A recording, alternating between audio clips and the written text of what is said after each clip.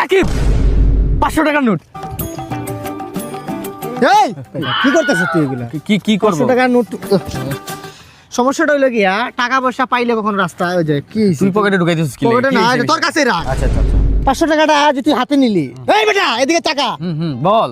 এই 500 টাকা হাতে নেওয়ার কোনো রাইট আছে আমাদের? না না, রাইট নেই। এটা কার হইতে পারে টাকাটা কত তুই?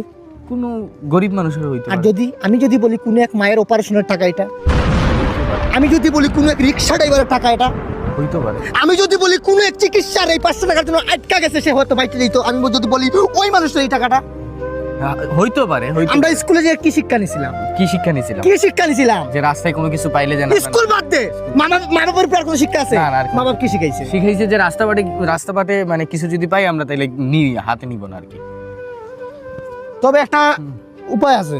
আমি এই জায়গায় যদি রাখোস কোনো চুটবাট পাড়া এসে যদি নিয়ে জায়গা, তখন কি করবি? Exactly right. এটা আমার মনে হয় কোনো ভিক্ষুকরে দিলে।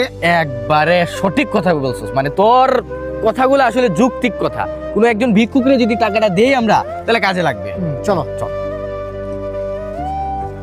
ভাই, আল্লাহর রাস্তায় কিছু দেন না ভাই। তুমি কি গরিব?